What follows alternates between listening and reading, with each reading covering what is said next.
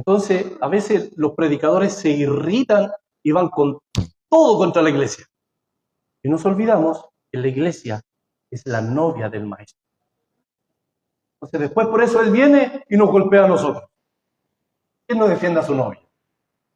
Así que Dios nos ayude para educarnos en la predicación.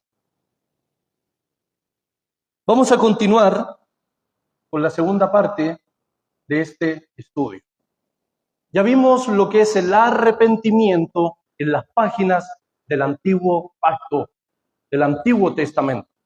Ahora tenemos que aprender cómo es que el arrepentimiento en las páginas del Nuevo Testamento, junto al arrepentimiento del Antiguo Testamento, se llega a complementar y cómo es que se llega a aplicar a mi vida. Y eso es lo que vamos a desarrollar en esta segunda parte. La primera parte, por supuesto, fue más extensa. La segunda parte será más breve. ¿Por qué? Porque es más específica la palabra arrepentimiento en las páginas del Nuevo Testamento. Es más específica.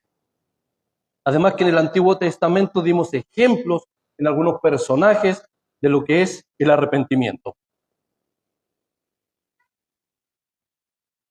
Si me acercan el control, está en la... Acá está, perdón. Ya. Entonces ahora, mis queridos hermanos, vamos a ver el arrepentimiento a la luz del Nuevo Testamento. Del Nuevo Testamento. Coloquen mucha atención porque esto es muy interesante. La palabra arrepentimiento viene de la palabra griega metanoia. Metanoia. Y es muy importante. Significa, número uno, pensar diferente. Pensar diferente. Y esto implica de una vez por todas cambiar la manera de pensar. Este hermano hace tiempo que es diferente. Ha cambiado. Está experimentando y aplicando la metanoia. Está pensando diferente. Entonces, ¿por qué es tan importante la metanoia? Porque si nosotros como creyentes cambiamos nuestra manera de pensar, automáticamente va a cambiar nuestra manera de vivir. Por eso es muy importante cambiar la mente, pensar diferente. Número 2, metanoia también significa compunción, compunción. Y esto es un sentimiento de dolor por obrar en desacuerdo con la voluntad de Dios. Con la voluntad de Dios. La voluntad de Dios tiene 3 características. Es buena, es agradable y es perfecta. El apóstol Pablo dice, renovaos. ¿Sabe para qué? Para experimentar la voluntad de Dios, que tiene 3 características. Es buena, es agradable y es perfecta. ¿Y por qué nosotros no hemos experimentado esto? ¿Por qué no hemos experimentado la voluntad de Dios? Que es buena para mi vida, para mi matrimonio, es agradable para mi matrimonio y es perfecta para mi matrimonio. ¿Por qué vivo más en desacuerdo que en la perfecta armonía de la voluntad de Dios? Porque falta metanoia. La palabra voluntad, mis queridos hermanos, anote esto, del griego es la palabra telema. Telema. Y significa lo que Dios quiere y lo que Dios desea. Eso significa voluntad, lo que Dios quiere y lo que Dios desea. No todo el que me diga Señor, Señor entrará en el reino de los cielos, sino que aquel que hace la telema, aquel que hace lo que Dios quiere y lo que Dios desea. No lo que el hermano quiere y lo que el hermano desea. ¿Se da cuenta que es bien sencillo el evangelio? Nosotros lo complicamos. Ahora, número 3, metanoia también significa remordimiento y pesadumbre. Remordimiento y pesadumbre. Y esto es una carga en la conciencia por obrar mal y por fallar a Dios. El remordimiento es en la conciencia, la compunción es en el corazón. La palabra metanoia también significa hacer una reforma. Hacer una reforma. Una reforma es modificar algo con un propósito, con el fin de mejorarlo. La reforma es mejorar, es modificar, perdón, para mejorar. Eso es una reforma. Y también una reforma es un cambio radical y acelerado. Un cambio radical y acelerado. ¿Cuánto han escuchado la palabra radical? ¿Sabemos lo que significa? Yo he escuchado a muchos creyentes diciendo, debes ser un cristiano radical. Pregúntele, ¿qué significa radical? No sé, pero tienes que ser radical. Eso le va a decir. Anote esto. La palabra radical viene del latín radicalis. Y la raíz es radix. Radix. ¿Y significa raíz? Entonces, la metanoia es un cambio radical. Es un cambio de raíz. Para que el árbol sea bueno, ¿cómo tienen que estar las raíces? Tienen que estar buenas. Eso es radical. Cambio total, cambio completo, cambio absoluto. Pero de raíz. Eso significa radical. Cambio de raíz. Debemos ser creyentes radicales, hermanos. Creyentes radicales. La palabra metanoia también significa reversión. Reversión. Y esto tiene que ver con regresar al estado original. Regresar al estado original. Los que estaban viendo el Génesis, la apertura del pecado y todo eso, podemos dar un ejemplo de una reversión.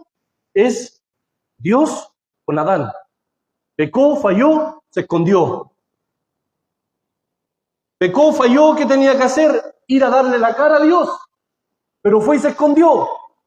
¿Qué hace el dueño del campo? Viene al huerto, porque era el huerto de Dios, era el campo de Dios, era la parcela de Dios. Y Dios colocó al hombre ahí.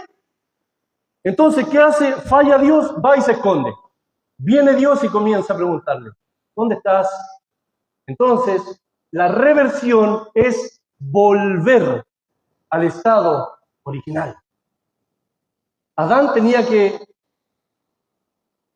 haber en ese momento experimentado una reversión y en vez de esconderse, él tenía que haber venido a Dios. Eso es reversión. No escondernos, sino ir. Nosotros cuando fallamos, cuando pecamos, debemos ir a Dios. Y como dijo David, yo reconozco mis rebeliones. El problema está en no reconocer las rebeliones. Entonces, mis queridos hermanos, eso es arrepentimiento en el Nuevo Testamento. De Mateo a Apocalipsis. Metanoia. Todas esas definiciones. Metanoia. Pero debemos saber que el arrepentimiento en el Nuevo Testamento principalmente tiene que ver con el pecado. El arrepentimiento es apartarse del pecado y acercarse a Dios. Eso es arrepentimiento. Esa es la mayor evidencia del arrepentimiento. El que roba se convierte en alguien que robaba. El que miente se convierte en alguien que mentía. Eso es la metanoia, es apartarse del pecado y acercarse a Dios. Volver a Dios. Como dice el proverbista, el que encubre sus pecados no prosperará. Y no está hablando de esto. Está hablando del ser interior, del alma. El que encubre sus pecados no prosperará. Pero, ahí está el pero conector. Pero el que los confiesa y se aparta, alcanzará misericordia. Nunca debemos huir de Dios. Debemos correr a Dios. Si fallamos, si pecamos, si nos está doliendo en el corazón, debemos correr al Señor automáticamente. Debemos correr al Señor. Y la parábola del hijo pródigo es una clara ilustración de lo que es una metanoia. Te alejas del lodo, te alejas del barro y vuelves a la casa de tu padre. Eso es una metanoia.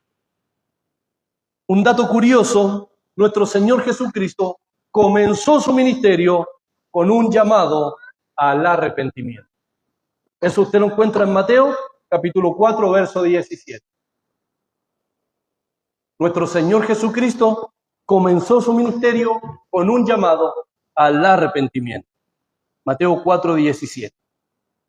Ahora, la gran diferencia del arrepentimiento es que en el Antiguo Testamento era para la nación, era para Israel.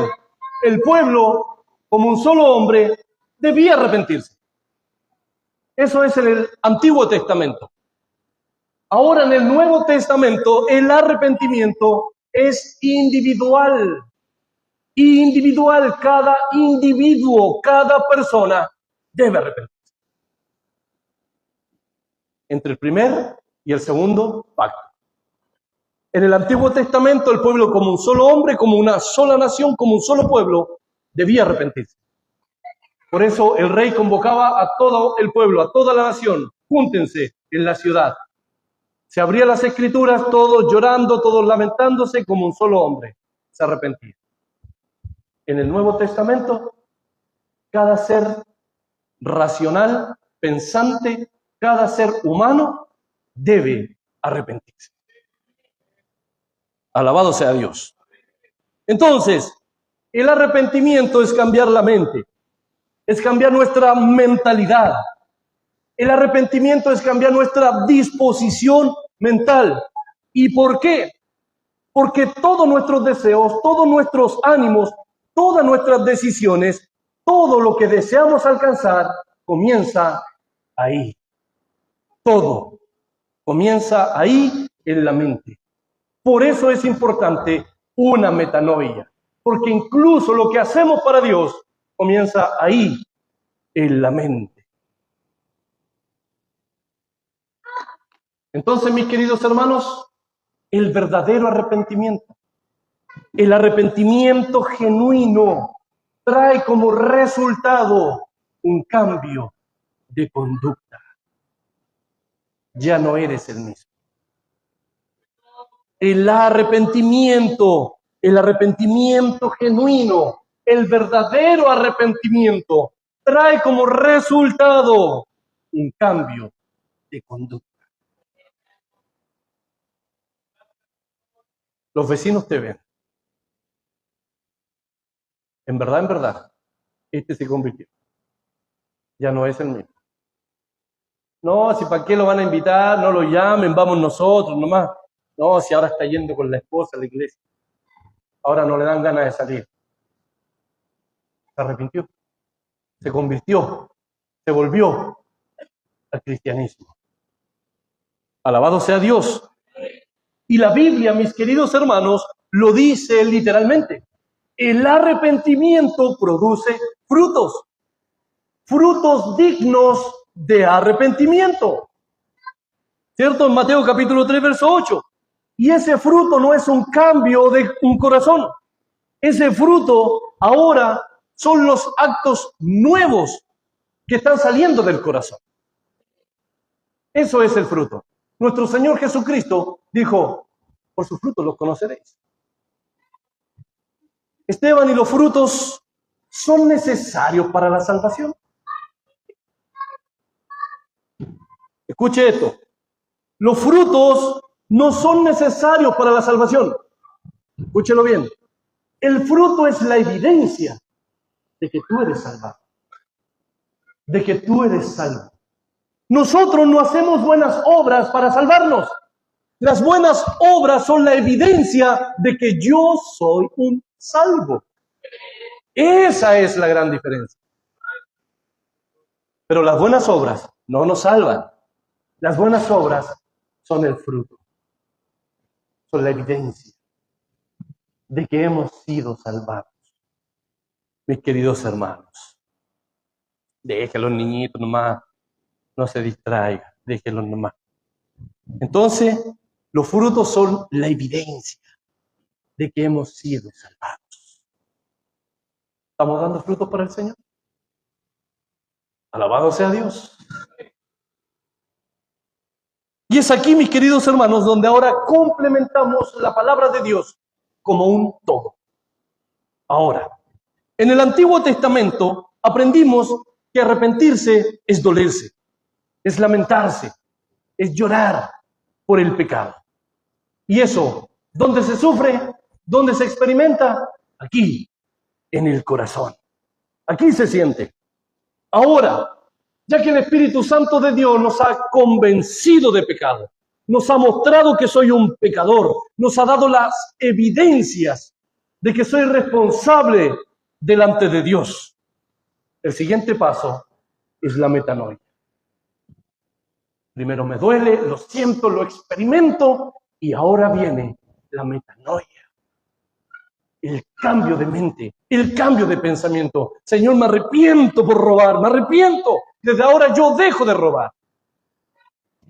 Y desde ese día no desaparecen nunca más las cosas. Porque hubo un cambio de mente y por ende hubo un cambio de conducta. Y ese cambio de conducta bíblicamente se llama frutos. Y los frutos no los hago para salvarme. Los frutos los hago porque yo ahora soy un salvo. Esa es la gran diferencia de las buenas obras. Los frutos son la evidencia. Para mi jefe, tome, mire, esta es mi conducta. Me gusta, me gusta. Entonces, esa es la evidencia de que yo he sido salvado. Alabado sea Dios, porque por el fruto vamos a conocer los árboles. Cristo le lava los ojitos, hace un milagro ahí, anda a lavarte y vuelve. ¿Qué ves? No sé, veo puro árboles. Así somos, puro árboles. Veía puras personas, ¿o no? No estaba mintiendo, pues si vio puro árboles. Y el Señor después, predicando, dijo, muy bien, por el fruto de esos árboles vas a conocer qué clase de personas. Entonces un buen árbol no puede dar frutos malos. Y a la inversa, un árbol bueno no puede dar malos frutos. Hermano querido, hermanas queridas, si eres un buen árbol, no puedes dar malos frutos. No puedes. Por ningún motivo, no puedes. Tienes que dar frutos buenos, agradables para el Señor. Alabado sea Dios. Si no hay un cambio en nuestra vida, de nada sirve el naham. De nada sirve dolerse por el pecado. Si no hay un cambio, de nada sirve el derramar lágrimas y lamentarnos por el pecado. Si seguimos en camino de maldad, de nada sirve clamar angustiosamente delante de Dios por haberle fallado. Si realmente, mis queridos hermanos, si realmente nos hemos arrepentido, si realmente nos hemos convertido, si realmente hemos nacido de nuevo, habrá evidencias.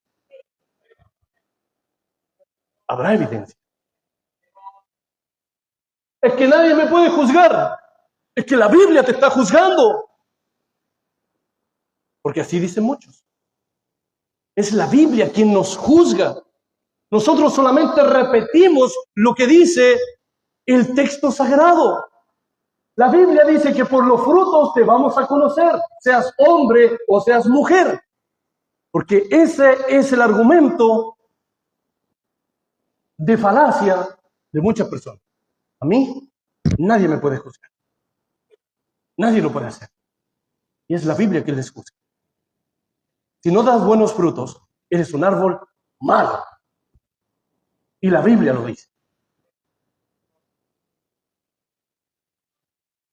La Biblia tiene razón y nosotros estamos equivocados. Que Dios bendiga a la iglesia, hermanos. Estos temas así, por eso no se predican, hermano. Porque son fuertes. Pero estos temas, ¿quiere que le diga algo? Estos temas lavan y limpian. ¿Sabe cómo termina Cristo después de cada mensaje? Vosotros ahora estáis limpios por la palabra que me sea. Eso hace la palabra de Dios. Cuando usted abre su corazón y la recibe, el Señor nos limpia. Yo estoy aquí entregando el estudio, hermano, pero el Señor a mí ya me pasó galletero. Estos temas se trabajan, se sudan. Estuve una semana preparando este tema. Y el Señor, ¿sabe lo que hace? Comienza a ministrarme, te estoy ministrando. Entonces, después que somos ministrados por el Señor y aceptamos la corrección, entonces es que nosotros vamos y edificamos a la novia de Cristo. ¿Sabe por qué? Porque nadie puede dar lo que no tiene. Alabado sea Dios. Entonces, como dice Efesios 4:22, despojaos del viejo hombre. ¿Se da cuenta por dónde miremos? Despojaos, apártense, huir, etcétera, etcétera. Siempre es el Señor, siempre nos está llamando a abandonar nuestra vana y mala manera de vivir. Siempre, hermanos. El cristiano no puede ser el mismo, no puede, tiene que haber un cambio. Tiene que haber un cambio. Alabado sea Dios. Y eso es arrepentimiento. Arrepentimiento, si ese es nuestro tema central. Si realmente deseamos tener una relación con Dios, debemos mostrar arrepentimiento genuino. Como lo hizo David. Yo reconozco mis rebeliones. Mi pecado siempre está delante de ti, Señor. El verdadero arrepentimiento produce frutos, frutos de una vida transformada. Si estoy en la senda del arrepentimiento, mis queridos hermanos, habrá un cambio de mentalidad, habrá un cambio de mente, de actitudes y de conducta. Y vamos a llegar alegres al templo, gozoso, aleluya, gloria a Dios. Hola hermano, ¿cómo está? Y el Señor te bendiga. Eso es lo que hace un cristiano con una metanoia. Contagia a los demás. Ahora, voy a abrir un paréntesis. A veces las iglesias están llenas de divisiones, llenas de pleitos. Eso viene del primer siglo. En la iglesia de Corinto, hermano, la iglesia estaba llena de divisiones. Habían grupitos, un grupito de hermano allá, otro grupito por allá, otro por allá. Y cada uno tenía favoritismo. Yo soy de Pablo, ¿le suena esa palabra? Yo soy de Apolos, yo soy de César, yo soy de Cristo, y así. ¿Y saben lo que hace el Espíritu Santo de Dios por medio de Pablo? Tiene que decirle, ya, basta. Pónganse de acuerdo, por favor, y háganlo en el nombre de Jesucristo. Entonces, cuando los hombres comienzan con su favoritismo, y comienzan con sus grupitos, con sus cismas, con sus divisiones, con los nombres de los hombres, el Espíritu Santo coloca el nombre que está por encima de todos los nombres. El nombre de Cristo. Y Cristo, Padre, oro para que sean uno. La unión, la unidad, mis queridos hermanos, es enteramente importante. Hebreos capítulo 12, seguid la paz con todos y la santidad, porque sin estas dos cositas, nadie verá al Señor. La palabra paz, eirene, significa unión. Sigan la unidad con todos y la santidad, porque sin estas cosas, nadie verá al Señor. Mis queridos hermanos, la unidad es primordial en el cuerpo de Cristo. ¿Qué pasa con un órgano del cuerpo? No sé, ya voy a poner un ejemplo. Así me saco un riñón y lo dejo acá sobre la mesa y el cuerpo está por acá y ese órgano que forma parte de este cuerpo está por allá. ¿Cuánto va a durar? Se va a secar, se va a morir. Y así son muchos creyentes en el cuerpo de Cristo, con un ministerio individualista, igual que Sansón, individual. Yo no necesito al pueblo, no necesito el consejo de mis padres, de los ancianos. ¿Cómo terminó? Perdiendo los ojos. Y terminó siendo, búsquelo, la palabra juguete aparece en la Biblia, una sola vez. Y Sansón sirvió de juguete para los filisteos. Muchos creyentes individualistas son juguetes del diablo. Juguetes del diablo. Cristo nos está llamando a la unión, a la unidad. Debemos ser uno en Cristo, mis queridos hermanos. Y es tan importante la unión que incluso Cristo destaca la unión del reino de Satanás, hermano. Cristo lo destaca, dice, ni el reino de Satanás se divide. Y la iglesia sí. ¿Te das cuenta que debemos arrepentirnos? ¿Te das cuenta, no? Estamos llenos de pleitos, los hermanos, los creyentes, y lo digo en general. Estamos llenos de celos, contiendas, disensiones, divisiones, cismas, roturas, etcétera, etcétera, etcétera. Necesitamos cambiar la mente. Necesitamos arrepentirnos. Que Dios bendiga a la iglesia. Alabado sea Dios. Entonces, mis queridos hermanos, ahora surge una tremenda pregunta con este tema. Para ser salvos, y entramos en la recta final. Para alcanzar la salvación, necesito arrepentimiento. ¿Será indispensable la salvación? ¿El arrepentimiento será indispensable en la obra de la salvación? Y vamos a dejar que la Biblia responda. Vamos a dejar que la Biblia responda esta pregunta porque es muy importante. Y el libro de los Hechos se encarga de hacerlo específica y especialmente. Pedro les dijo, arrepentíos y bautícese cada uno de vosotros en el nombre de Jesucristo para perdón de los pecados y recibiréis el don del Espíritu Santo. Ojo, que ahí dice, bautícese cada uno de vosotros en el nombre de Jesucristo. Nuestro tema no es el bautismo. ¿Cierto? ¿Estamos claros en eso? ¿Ya? Hay una respuesta para eso. ¿Por qué se bautizan en el nombre de Jesús? Así que tranquilo. No estamos hablando del bautismo. Nuestro tema es el arrepentimiento. Entonces aquí vemos a Pedro en primer lugar predicando el mensaje que su maestro le ordenó. El arrepentimiento en su nombre y el perdón de pecados a todas las naciones. Y eso usted lo encuentra en Lucas capítulo 24, verso 47. Luego dice, y bautícese cada uno. Ahí está de manera textual y explícita la responsabilidad de cada uno de arrepentimiento. No dice bautícense todos como una sola nación o como un solo hombre. No, bautícese cada uno, cada uno. Entonces Pedro, inspirado por el Espíritu Santo, insiste en que todos, individualmente, todos, sin excepción alguna, deben arrepentirse y deben bautizarse. Esa es la predicación de Pedro. El arrepentimiento, el perdón de pecados y el bautismo es un asunto muy, pero muy personal. Personal. Esteban, ¿y el bautismo es necesario para la salvación? Yo hago estas preguntas así medio retóricas porque me respondo a mí mismo. ¿Sabe para qué? Para no dejar tinta en el tintero, hermano. Por eso me pregunto y me respondo. ¿Es necesario el bautismo para la salvación? No.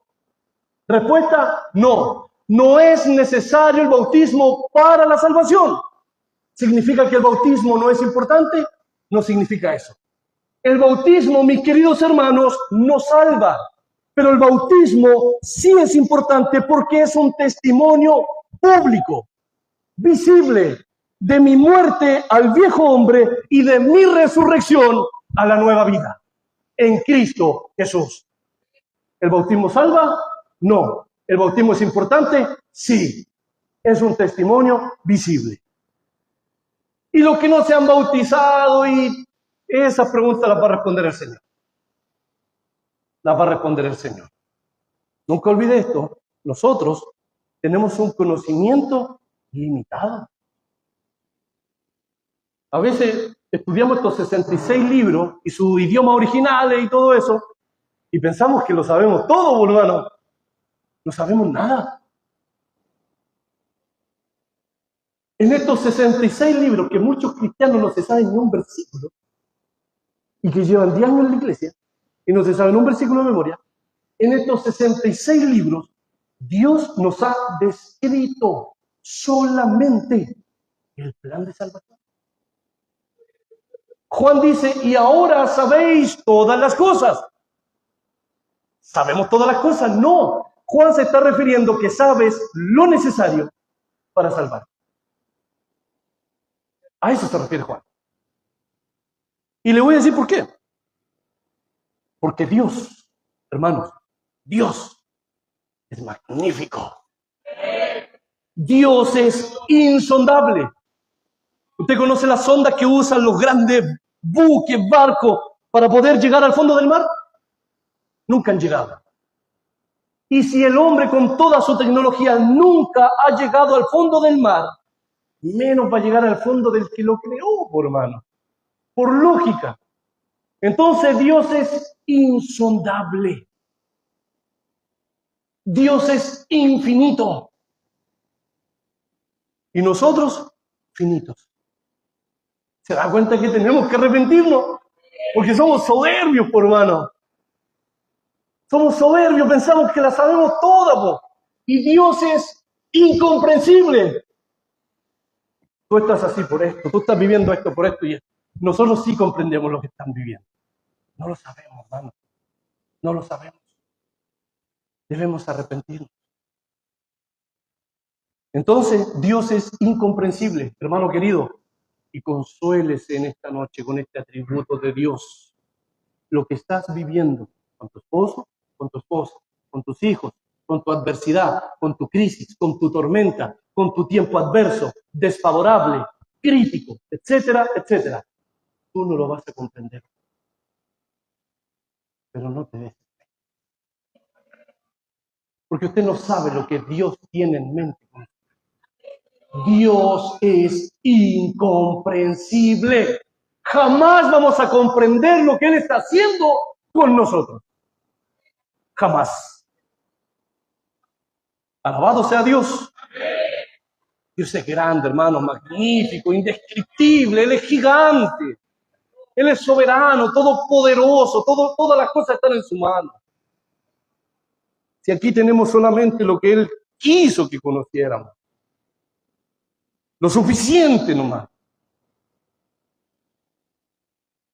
Les felicito por estar estudiando este libro. Este libro, que es la Biblia, merece toda nuestra atención y todo nuestro respeto.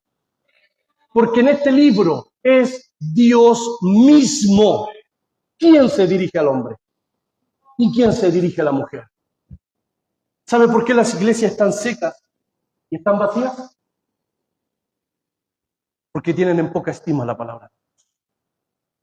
Tienen en muy poca estima la palabra de Dios. Los servicios duran 2 horas. La palabra de Dios tiene 30 minutos. Y todo lo demás, muchas otras cosas, que también son buenas, por supuesto. Pero la palabra de Dios, el consejo de Dios, la sabiduría de Dios, merece toda nuestra atención y todo nuestro respeto. Y una palabra que a mí, hermano, me hace como, Señor, perdóname, ayúdame. Cuando el Señor le dice al pueblo de Israel, por cuanto has tenido en poca estima mi palabra, yo voy a tenerte en poca estima a ti y a tus hijos. ¿Le enseñamos a nuestros hijos la palabra? Los sacerdotes de Israel comenzaron a vivir su vida. Tengo que trabajar, Señor, no tengo tiempo. Estoy cansado. Entiéndeme, Señor, estoy cansado. Entonces, como nosotros hemos tenido en tan poca estima a Dios, Dios lo tiene en poca estima a nosotros. Dios es persona, hermano. Dios es persona. Dios es un Dios personal. Dios es un Dios personal. Él es persona. Que Dios bendiga a su iglesia. Así que les felicito, hermano, de verdad, con todo el corazón les felicito porque están estudiando la Biblia. Palabra, palabra. Entonces, el bautismo nos salva. Honestamente, no hay evidencia bíblica Cero evidencia de que el bautismo salva. ¿Es importante? Sí, porque es un testimonio público y visible de mi muerte a la antigua vida y de mi resurrección en el cuerpo de Cristo a una nueva vida, mucho mejor. Alabado sea Dios. Bueno, y así bien rapidito se bautizaban en el nombre de Jesús, porque era Jesús a quien no querían aceptar. Por eso nada más, ya lo dije. A Jesús rechazaron, a Jesús tenían que aceptar. Alabado sea Dios. Fíjese en los pasos que presenta el apóstol Pedro, el apóstol de los judíos. Arrepentimiento, bautismo, remisión o perdón de pecados y recepción del Espíritu. Hoy en día enseñan todo lo contrario y no me voy a meter para allá. Eso es lo que presenta la pluma inspirada por medio del apóstol de los judíos, Pedro. Aquí le estamos preguntando a un apóstol que fue comisionado, enviado directamente por Cristo, quien diseñó la salvación. Arrepentimiento, bautismo, remisión de pecados y recepción del Espíritu Santo. Ahora vamos a ver otro texto. Recuerde cuando Pedro y Juan iban al templo y había un cojo de nacimiento ahí limosneando. Pedro le dijo: no tengo plata ni oro, pero lo que tengo te doy. En el nombre de Jesús de Nazaret, levántate y anda. ¿Recuerdan ese episodio? Muy bien. Todo el pueblo asombrado e impactado por ese milagro concurrieron rápidamente al lugar donde estaba Pedro y Juan, que es el pórtico de Salomón, y Pedro les predicó este sermón y les declaró las siguientes palabras. Nuevamente, los Hechos 3:19. Así que arrepentíos y convertíos. ¿Qué significa la palabra para? ¿Lo anotamos o no? Propósito. Arrepentíos y convertíos. Eis en el griego. Para el propósito. Para que vengan de la presencia del Señor tiempos de refrigerio. Tiempo de refrigerio. El primer paso, el arrepentimiento. El segundo paso, la conversión. Este texto, si somos fieles al contexto, mis queridos hermanos, este texto va dirigido al pueblo de Israel, a los judíos específicamente. ¿Estamos de acuerdo en eso? Con los estudiantes de la Biblia. Entonces, aquí se enfatiza la restauración y la bendición nacional.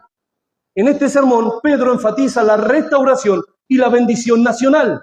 Si querían los tiempos de refrigerio, primero tenían que arrepentirse y tenían que convertirse. Los tiempos de refrigerio que vendrían de la presencia del Señor, muy probablemente Pedro se estaba refiriendo a las bendiciones futuras que vendrían con el reinado de Cristo sobre la tierra, y para recibir eso debían arrepentirse y convertirse. Muy bien. Israel debía dar la media vuelta de su rumbo y de sus pecados para que sus pecados fueran borrados. Israel primero tenía que cambiar esto y tenía que darse la media vuelta. Vas en dirección contraria. Les dijo el Espíritu Santo por medio de Pedro, vas en dirección contraria. Cambias la mente, cambias el rumbo y luego borro tus rebeliones y borro tus pecados. Arrepentíos, convertíos y perdón de pecados. Eso es lo que presenta. Ahora, independientemente si esta palabra es para judíos o no es para judíos del primer siglo, lo que quiero mostrarles, mis queridos hermanos, es que el concepto del arrepentimiento siempre está relacionado con el pecado. Siempre. Y para que sean borrados los pecados a través de todas las páginas, primero el hombre tiene que arrepentirse. Que arrepentirse. Estudiamos esta palabra. Arrepentimiento, conversión y perdón de pecados. Arrepentíos en los labios de Pedro. No es metanoia, es metanoe. Metanoe. Y significa cambiar de opinión, cambiar de propósito y cambiar el asiento de la reflexión moral. En conclusión, la palabra metanoe, aunque estaba siendo oída por judíos, sigue implicando un cambio. Cambio. Eso es lo que quiero mostrar. La palabra convertidos, si no alcanzan a anotar, no se preocupen, les vamos a dejar la PowerPoint.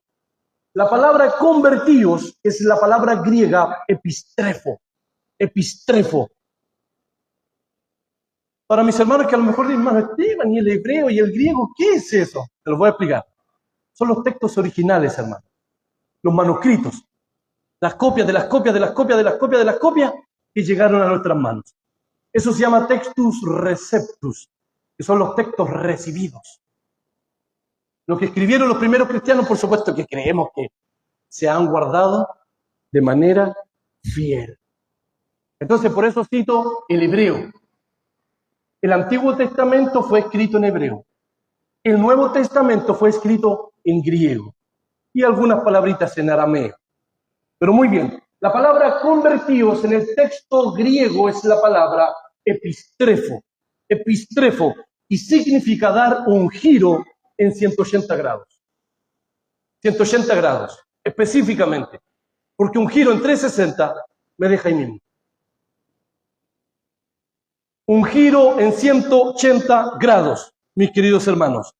Y esta palabra griega implica volverse de y girar hacia. Volverse de y girar hacia. Te vuelves del pecado en arrepentimiento y te giras hacia Dios. Eso significa la conversión. Cuando alguien realmente se ha convertido, hermano, tú vas a ver un giro radical en su vida. Lo que hacía, dejó de hacer. Como hablaba, cambió la manera de hablar.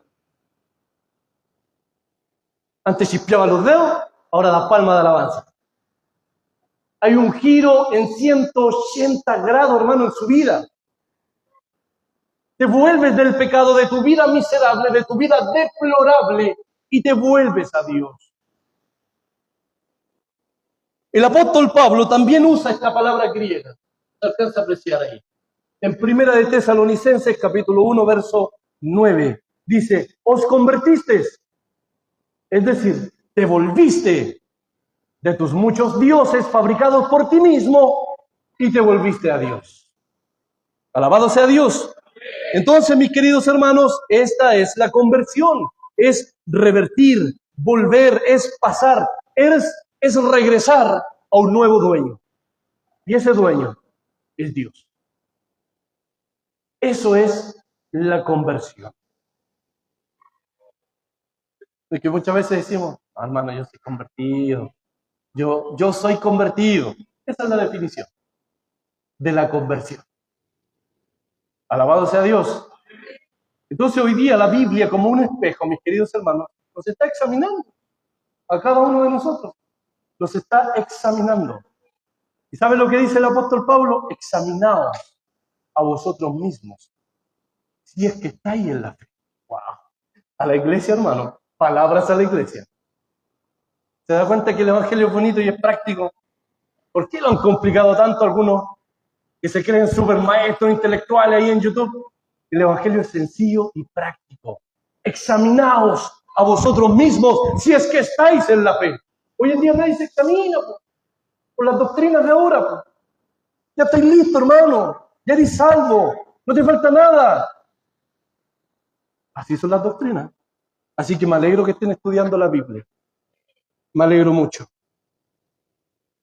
La gracia divina, mis queridos hermanos, la gracia de Dios es su Hijo Jesucristo. La gracia divina, la gracia de Dios es su Hijo Jesucristo. Y el efecto de respuesta es la agencia humana. Causa eficiente, efecto de respuesta. Causa eficiente, efecto de respuesta. La oferta de salvación, la respuesta del hombre. Entonces dijimos que la gracia divina, la gracia de Dios, que es su Hijo Jesucristo, ahí está, es la causa eficiente. Cristo es la causa eficiente, porque es por Él que existe salvación. Y el efecto de respuesta es la agencia humana. Es la agencia humana. ¿Por qué? Porque sin la capacidad o sin la potencialidad sobre mis situaciones, sobre mis circunstancias, sea cual sea, eso me vuelve un ser inocente. Me vuelve un ser inocente. La gracia divina es la causa eficiente y la agencia humana es el efecto de respuesta. Y vamos a desarrollar esto. Y esto, mis queridos hermanos, no lo determinó el hombre. Hoy en día, usted encontrará este tipo de frase. Si la salvación dependiera de la respuesta del hombre, entonces Dios ya no es soberano y el soberano es el hombre, y etcétera, etcétera. Comienzan a filosofar con la palabra de Dios. Esto no lo determinó el hombre. Esto lo determinó Dios. Dios en su soberanía ha determinado que el hombre sea salvo por la aceptación hacia su Hijo. Dios en su soberanía ha determinado que el hombre se condene por el rechazo a su Hijo. No fue el hombre, fue Dios. Otro texto explícito. Y esta es la condenación. La luz vino al mundo. Y los hombres que amaron más las tinieblas que la luz, porque sus obras eran malas. Dios en su soberanía ha determinado que el hombre se salve por la aceptación de su Hijo. Dios en su soberanía ha determinado que el hombre se condene por el rechazo a su Hijo. Y eso se llama causa eficiente, que es Cristo, y efecto de respuesta, la agencia humana, la respuesta del hombre. Entonces, mis queridos hermanos, para que nuestros pecados sean borrados, para que nuestros pecados sean perdonados, para que de la presencia del Señor vengan tiempos de refrigerio, debemos arrepentirnos y convertirnos. Debemos arrepentirnos y convertirnos. Y veamos si esta palabra aplica para nosotros. La palabra refrigerio aparece una sola vez en el Nuevo Testamento y se traduce de la palabra griega anapsusis. Anapsusis. Y significa recuperar el aliento. ¿Acaso sin Cristo no estamos secos y vacíos? Sin Cristo estamos secos, vacíos. Anapsusis también significa aliviarse. ¿Acaso el pecado y sus consecuencias no son una carga frustrante en nosotros? También significa quitarse un peso. ¿Acaso el Divino Maestro nos dijo, vengan a mí, todos los que están cargados y trabajados, porque yo les daré descanso? Eso significa refrigerio. Y por último, revivir. ¿Acaso sin Cristo no estamos muertos en delitos y en pecados? La palabra muertos en la Biblia significa división. Entonces muchos toman la palabra muerto como que somos un cadáver y no podemos hacer nada. Comiencen a filosofar con la Biblia, hermanos. Comiencen a filosofar, estáis muertos. Tú no puedes buscar a Cristo porque estás muerto. Pero en la Biblia yo veo hombres muertos espiritualmente. Veo un Zaqueo que desea conocer al Hijo de Dios.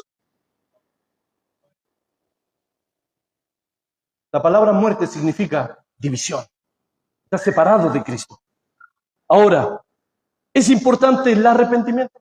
¿Sí o no? Conclusión del tema.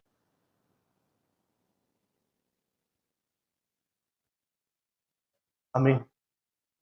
¿Es importante el arrepentimiento? Fundamental. ¿Qué dice mi hermano Matías y usted? ¿Es importante o no? Amén. Dios demanda un cambio de actitud. Y voy a terminar con un texto. Estos textos que le presenté son del apóstol de los judíos. Le voy a presentar uno de nuestro apóstol, del apóstol Pablo. Dios demanda un cambio de actitud y lo demanda rápido. Eso es arrepentirse. Convertirse es volver a Dios decididamente. Volver a Dios en mente y en conducta. Arrepentirse y convertirse es lo único que nos traerá tiempos de refrigerio. Es lo único, hermano. Por eso estamos como estamos. ¿Se da cuenta? Por eso muchas veces nos va mal. Fracasamos. Pasamos más en alegría que en gozo. ¿Sabe por qué? Porque estamos lejos del arrepentimiento, hermano. Nos hemos olvidado del arrepentimiento. Hemos desechado el arrepentimiento. Pero hoy el Señor nos va a bendecir. Alabado sea Dios. Y con este texto vamos a terminar. Y como les dije, quien está predicando este sermón es el apóstol Pablo, mayor adoctrinador de la iglesia cristiana. El apóstol Pablo. Veamos qué nos dice del arrepentimiento.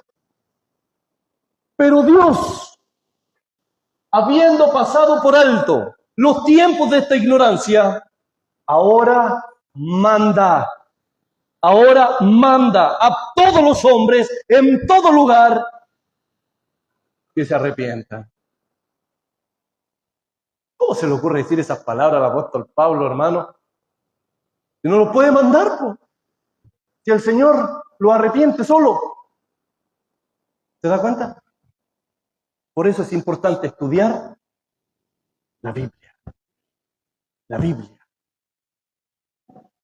Hoy en día, ¿sabe lo que se enseña? Que el hombre no se tiene que arrepentir. Porque es el Espíritu Santo quien hace esa obra en ti. Tú no puedes. ¿Dios está haciendo el loco aquí, hermano? ¿Qué creen ustedes?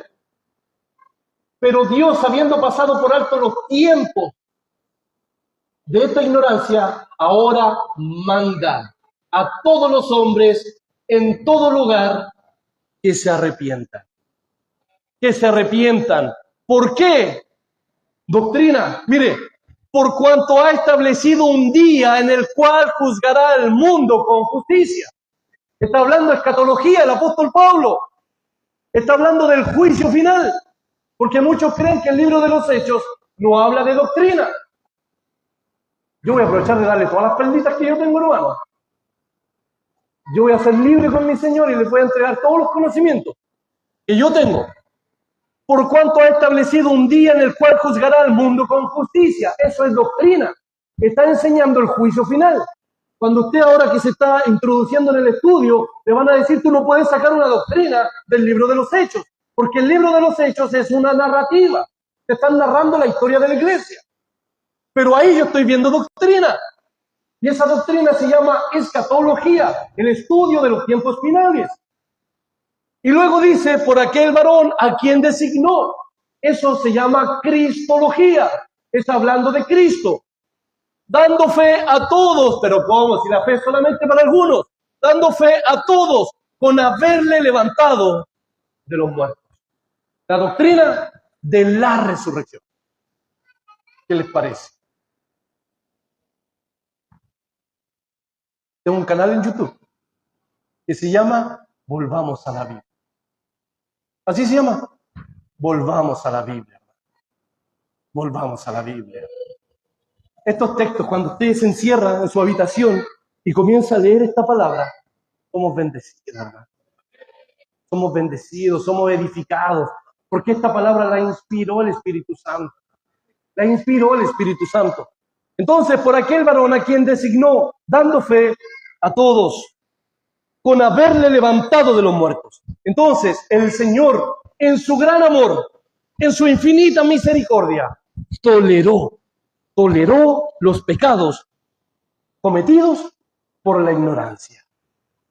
Eso es lo que está diciendo Pablo. ¿Gracias a qué?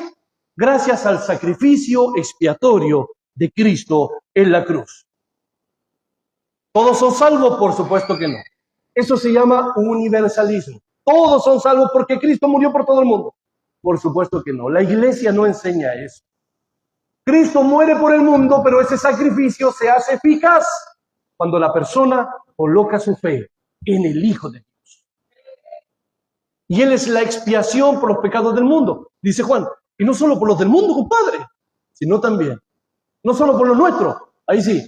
Y Él es la expiación por nuestros pecados, y no solo por los nuestros, sino también por los de todo el mundo. Todos pueden buscar al Hijo de Dios.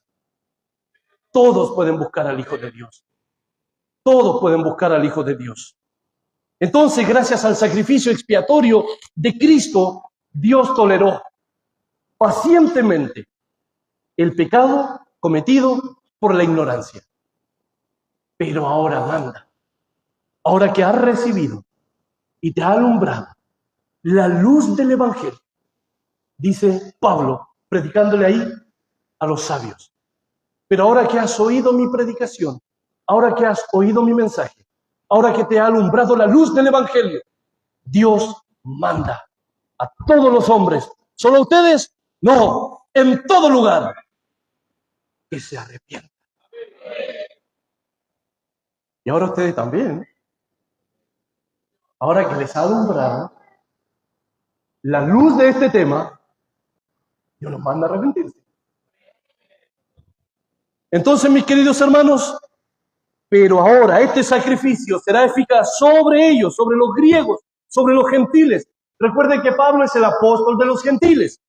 Este sacrificio será eficaz y el perdón de los pecados caería sobre ellos y sería válido solamente si ellos se arrepentían. ¿Se da cuenta? Arrepentimiento, conversión, perdón de pecados. Es un patrón, es un concepto de los dos más grandes leones de Dios, del apóstol Pablo y del apóstol Pedro. Arrepentimiento, conversión, perdón de pecados. Ese es el mensaje de la Biblia. Alabado sea Dios. Dice Pablo, por cuanto ha establecido un día en el cual juzgará al mundo con justicia. Esta declaración es maravillosa, hermano. La invitación al arrepentimiento es la solución y el escape del juicio final. Para eso es el arrepentimiento. Es el escape para el juicio final. Y el juicio se le ha designado a un varón, a nuestro Señor Jesucristo. Yo no sé si están muy interiorizados con no me voy a meter en otros temas, con el tribunal de Cristo y el juicio final. Ya, eso se lo vamos a dejar a los maestros de las congregaciones. Pero yo les voy a decir algo. ¿Me permiten decir algo propio, cierto? ¿Algo personal? Ya. Yo creo que está el juicio para la iglesia de Cristo, el tribunal de Cristo, el bema, donde serán exhibidas nuestras obras y Dios las va a aprobar y las va a examinar cada una de ellas y conforme a ellas seremos recompensados. Y dice el apóstol Pablo que muchos van a sufrir pérdida, no de salvación. Perderás tu recompensa, hermano, porque hiciste todo murmurando. Y eso será juzgado en el tribunal de Cristo. Algún día un estudio sobre el tribunal de Cristo, yo se los traigo. Entonces, hermanos, en el bema, en el tribunal de Cristo, serán juzgados solamente los cristianos, los salvos. Pero ese juicio es para exhibir nuestras obras. Y Dios va a probar la motivación, el por qué hicimos lo que hicimos, el por qué dijimos lo que dijimos. Y cada uno recibirá su alabanza de Dios. Cada uno recibirá su recompensa. Y aquí le voy a dar una perlita. Si estás sufriendo, hermano querido, por tu casa propia y has hecho todo y no puedes, Sé fiel al Señor, porque en tu nueva vida el Señor te va a recompensar con tremenda parcela, con un terreno. El Señor va a dividir la tierra con nosotros. Entonces muchos creyentes serán recompensados. Y dice la Escritura que muchos sufrirán pérdida. No pérdida de salvación, pérdida de recompensa. Muchos creyentes, porque hicieron todo por obligación, porque eran faltos de excelencia, tocaban, pensaban, no sé qué era su motivación. Entonces, por eso dice el apóstol Pablo, no juzguéis nada antes de tiempo, déjalo tranquilito, tranquilo. Pero ya va a llegar el día donde serán exhibidas todas sus obras. Y el mensaje del tribunal de Cristo, hermano, debería ser una motivación para hacer las cosas no por las obras ni por las recompensas, para hacer las cosas con excelencia para el Señor. Entonces, ¿qué le quiero decir? Que hoy Cristo es nuestro intermediario, nuestro sumo sacerdote. Cristo es nuestro abogado. Si hemos fallado, dice Juan, tenemos un abogado. En el día del juicio, Cristo, que estaba aquí a nuestro lado, se va a parar al frente. Eso es lo que le quiero decir. Mira, media vuelta va a llegar a eso. Hoy es nuestro abogado, hoy intercede por nosotros. Pero en el juicio, Él se va a parar de aquí y se va a ganar ahí. Face to face. Será nuestro juez en el tribunal de Cristo. Y será el juez. Después, ahora, el segundo juicio. En el trono blanco. Para los perdidos. Los que rechazaron el Evangelio. Para su esposo que no se quiere arrepentir. Para su esposa que no se quiere arrepentir. Para sus hijos que no se quiere arrepentir. Por eso, predíqueles el arrepentimiento. Ser librado del juicio final es la motivación para arrepentirse. Entonces, el otro juicio es en el trono blanco. Y también será Jesucristo. Y eso es lo que está diciendo el apóstol Pablo. Aquel varón a quien se le ha designado esta obra. A Cristo, hermano. Hoy es nuestro sumo sacerdote y es nuestro abogado. Mañana será nuestro juez. Alabado sea Dios. ¿Se dan cuenta que no sabemos nada? Que nos falta mucho. Pero Dios hoy les está dando el privilegio de gozar. ¿Sabe de qué? De los dones y de los ministerios. ¿Sabe cómo se llama esto? Y se lo digo para la gloria del Señor. Este es el don de la enseñanza y el ministerio de la enseñanza. Un ministerio que ha sido pisado en las iglesias. Muchos líderes espirituales no quieren que se enseñe palabra. Queremos aleluya, gloria a Dios, y etcétera, etcétera. Y es bueno, pero complementémoslo con la palabra. Con la palabra. Entonces, cada vez que abrimos el corazón y escuchamos la mente de Dios y el consejo de Dios, somos bendecidos, hermana Chile, en el hombre interior. Somos bendecidos, edificados. Y Dios bendiga al siervo de este lugar que dice, amén, hagamos estudio bíblico. ¿Sabe por qué? Porque la iglesia, que es la novia de Cristo, va a comenzar a ser educada en la palabra y va a comenzar a crecer. Y va a comenzar a crecer. San Juan 17:3. Y esta es la vida eterna. ¿Cuál es, Esteban? Que te conozcan a ti. El único Dios verdadero y a Jesucristo. ¿A quién has enviado? Las iglesias no tienen conocimiento, no saben quién es Dios. ¿Ven? Más felicidades para la iglesia. Gloria a Dios. Entonces, mis queridos hermanos, y el juicio se le ha designado a nuestro Señor Jesucristo. La obra del juicio corresponde a Cristo. La Escritura dice, Dios, dando fe a todos con haberle levantado de los muertos. En otras palabras, el texto griego dice, Dios ha provisto las bases. Dios ha proporcionado confianza para el mundo. Dios ha presentado y exhibido las convicciones, levantando a Cristo de entre los muertos.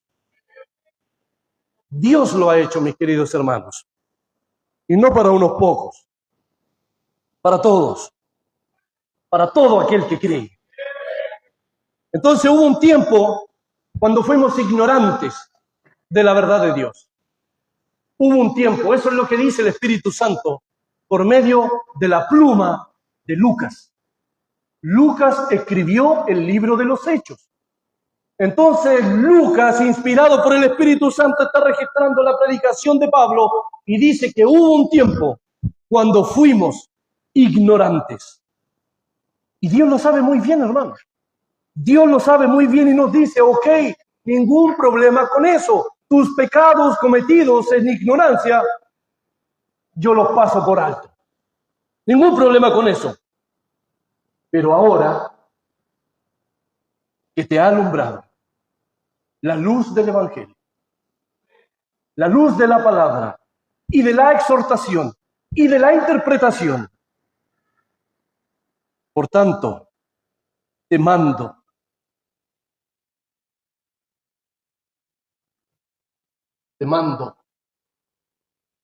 te ordeno, te exijo que te arrepientas. Eso significa la palabra te mando. Ahora manda. Dios manda. Te mando, te ordeno, te exijo que te arrepientas. Te exijo la metanoia y la metanoe. Te exijo que cambies tu manera de pensar, que cambies tu manera de vivir. Te exijo que cambies tu conducta. No es por favor, te mando. El arrepentimiento es un mandamiento. Te mando. Debes dar la media vuelta y girar hacia mí. Es lo que está diciendo Cristo. El arrepentimiento, mis queridos hermanos, es un mandamiento universal. Es por eso que se nos otorgó la gran comisión evangélica. Porque cada ser humano, en todas partes del mundo, individualmente, cada individuo debe arrepentirse. Arrepentirse. Y lo mejor de todo es que cada ser humano, al arrepentirse, puede encontrar el perdón de Dios, el perdón de sus pecados y el don del Espíritu Santo. Y comenzar la obra de la regeneración en nosotros. Eso es lo que dicen los más grandes apóstoles de Cristo, Pedro y Pablo. Arrepentimiento, conversión, Espíritu Santo. Arrepentimiento, conversión, perdón de pecados, Espíritu Santo. Hemos tenido en tan poca estima al Espíritu Santo de Dios, que es Dios mismo, hermano, que somos capaces de introducirlo en un cuerpo pecaminoso. No importa cómo estés, el Espíritu Santo está en tu vida. No importa que vivas la vida miserable y deplorable. No importa que seas el más grande de los pecadores. No importa, el Espíritu Santo está en ti. Eso es lo que se enseña hoy en día. Y la Sagrada Escritura dice que al Espíritu Santo lo podemos contristar, señal de arrepentimiento, y lo podemos apagar en nuestra vida. Esvenumi es la palabra griega, apagar. Esvenumi significa extinguir completamente. Mis queridos hermanos, Él es Dios y nosotros somos los siervos. Él es Dios y Él es el que ha mandado a arrepentirse. Volvamos el arrepentimiento y vivamos el arrepentimiento bíblico. El arrepentimiento bíblico. Démosle un aplauso al Señor.